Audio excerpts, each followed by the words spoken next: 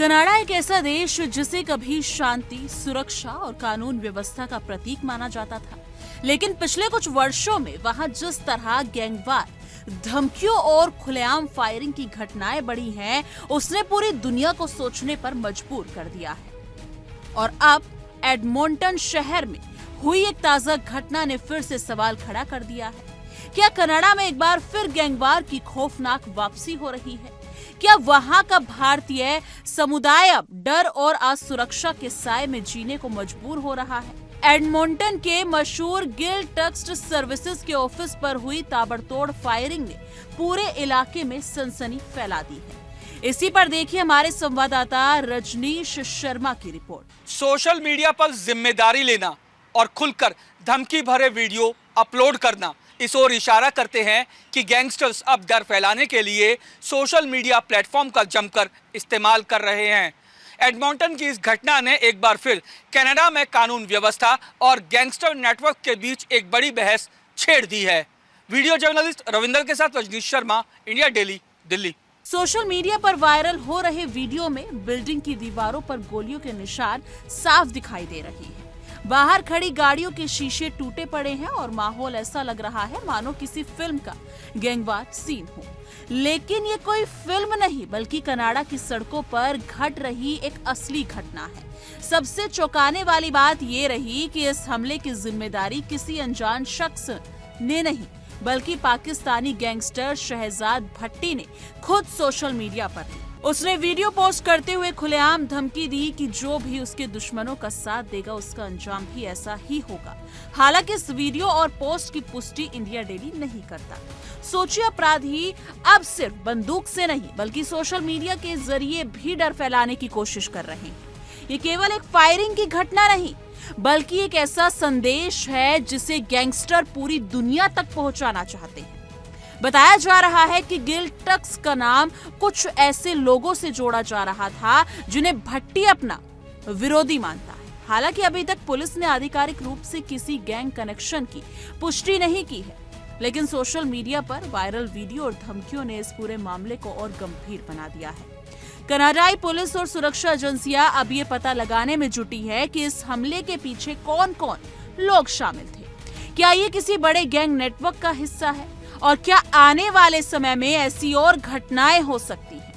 पिछले कुछ सालों में कनाडा में Punjabi gangster, international crime syndicates और यहां तक कि खालिस्तानी समर्थक नेटवर्क्स को लेकर कई बार विवाद और हिंसा की खबरें सामने आती रही। कई बार भारत से जुड़े नाम भी इन मामलों में सामने आए, जिससे दोनों देशों के रिश्तों में भी तनाव देखने को मिला। लेकिन अब जिस तरह खुलेआम सोशल मीडिया पर जिम्मेदारी ली जा रही है, उसने सुरक्षा एजेंसियों की चिंता और बढ़ा दी है। विशेषज्ञ मानते हैं कि गैंगस्टर्स अब सिर्फ अपने विरोधियों को नुकसान पहुंचाने के लिए नहीं बल्कि लोगों के बीच डर का माहौल बनाने के लिए भी डिजिटल प्लेटफॉर्म का इस्तेमाल कर रहे हैं। इंस्टाग्राम लाइव, वायरल वीडियो, धमकी भरे पोस्ट, ये सब अब गैंग कल्चर का हिस्सा बन चुके हैं। एडमोंटन की घटना के बाद वहां रहने वाले भारतीय और खास तौर पर अगर देखा जाए तो दहशत का माहौल बन गया है। लोग सवाल पूछ रहे हैं कि आखिर कनाडा जैसे सुरक्षित माने जाने वाले देश में इस तरह की घटनाएं कैसे हो रही हैं? क्या कानून का डर खत्म हो रहा है? क्या गैंगस्टर्स अब इतने बेखौफ हो चुके हैं कि खुलेआम हमला करके सोशल मीडिया पर उसका प्रचार भी कर रहे हैं? स्थानीय लोगों का कहना है कि पहले ऐसी घटनाएं बहुत कम सुनने को मिलती थी, लेकिन अब गैंग, राइवलरी और धमकियों की खबरें लगातार बढ़ रही हैं। कई बिजनेसमैन और ट्रांसपोर्ट कारोबार से जुड़े लोग खुद को असुरक्षित महसूस कर रहे हैं। खास बात यह भी है कि ट्रैकिंग इंडस्ट्री में अगर देखा जाए तो बड़ी संख्या में पंजाबी समुदाय के लोग काम करते हैं और पिछले कुछ वर्षों में इस सेक्टर में दबदबा बढ़ाने को लेकर भी कई विवाद सामने आए हैं। कुछ रिपोर्ट्स में यह भी दावा किया गया है कि गैंग्स ट्रांसपोर्ट कारोबार के जरिए अपना नेटवर्क मजबूत करने की कोशिश करते हैं। हालांकि इन दावों की आधिकारिक पुष्टि नहीं हुई है, लेकिन लगातार बढ़ती हिंसा ने लोगों की चिंता जरूर बढ़ा दी है। इस पूरी घटना ने कनाडा की कानून व्यवस्था पर भी सवाल खड़े कर दिए हैं। विपक्षी नेता और स्थानीय लोग सरकार से पूछ रहे हैं कि आखिर गैंग नेटवर्क्स पर लगाम लगाने में इतनी देरी क्यों हो रही है। क्या सोशल मीडिया पर खुलेआम धमकी देने वालों के खिलाफ तुरंत कार्रवाई नहीं होनी चाहिए? वहीं दूसरी तरफ पुलिस का कहना है कि जांच जारी है और सभी डिजिटल सबूतों की बारीकी से जांच की जा रही है। लेकिन जब तक अपराधियों की गिरफ्तारी नहीं होती तब तक लोगों का डर खत्म होना मुश्किल है। सोशल मीडिया पर भी ये मामला तेजी से चर्चा में है। कुछ लोग इसे इंटरनेशनल गैंगवार का हिस्सा बता रहे हैं, तो कुछ का मानना है कि ये केवल दबदबा बनाने की कोशिश है।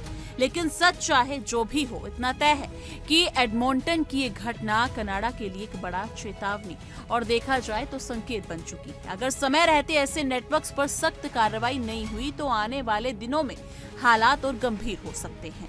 अब पूरी दुनिया की नजर कनाडाई एजेंसियों की जांच पर टिकी है। क्या पुलिस इस मामले के पीछे के पूरे नेटवर्क को बेनकाब कर पाएगी? क्या शहजाद भट्टी और उसके कथित साथियों पर शिकंजा कसा जाएगा, या फिर ये मामला भी बाकी गैंगवार की घटनाओं की तरह कुछ दिनों बाद सुर्खियों से गायब हो जाएगा? फिलहाल एडमोंटन की सड़कों पर फैला डर और सोशल मीडिया पर वायरल हो रही गोलियों की आवाजें यही बता रही है कि कनाडा में गैंगवार की आहट अब पहले से कहीं ज्यादा तेज सुनाई देने लगी है। और अब सबसे बड़ा सवाल यही है, क्या कनाडा अपनी सड़कों पर फैल रहे इस डर और गैंग कल्चर को रोक पाएगा, या फिर आने वाले समय में ऐसी घटनाएं और तेजी से, यानी कि अगर देखा जाए तो और भी खतरनाक रूप ले लेंगी। एडमोंटन की इस फायरिंग ने सिर्फ एक ऑफिस की दीवारों को छलनी नहीं किया, बल्कि वहां रहने वाले हजारों लोगों के मन में असुरक्षा का डर भी पैदा कर दिया है। जब अपराधी खुलेआम सोशल मीडिया पर जिम्मेदारी लेने लगे, धमकियां देने लगे और कानून को चुनौती देने लगे, तब ये सिर्फ एक क्राइम स्टोरी नहीं रहती, बल्कि पूरे सिस्टम के लिए खतरे की घंटी बन जाती है। अब देखना होगा कि कनाडाई एजेंसियां कितनी तेजी से और सख्ती से कार्रवाई करती हैं, क्योंकि अगर आज इस गैंगवार की आग को नहीं रोका गया तो कल इसकी चिंगारियां पूरे समाज को अपनी चपेट में ले सकती है। फिलहाल दुनिया की नजर कनाडा पर टिकी है और हर कोई यही जानना चाहता है क्या ये सिर्फ एक हमला था या फिर किसी बड़े गैंगवार की शुरुआत। लेकिन इस मुद्दे पर आपकी क्या कुछ राय है, कमेंट सेक्शन में जरूर साझा कीजिएगा।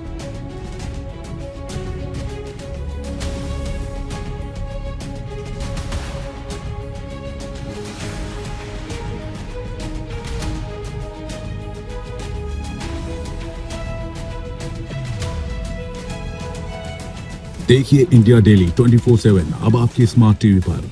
इंडिया डेली मौजूद है सभी डिजिटल प्लेटफॉर्म पर लाइव और लगातार। इंडिया डेली 24/7 हर दिन राष्ट्र को समर्पित।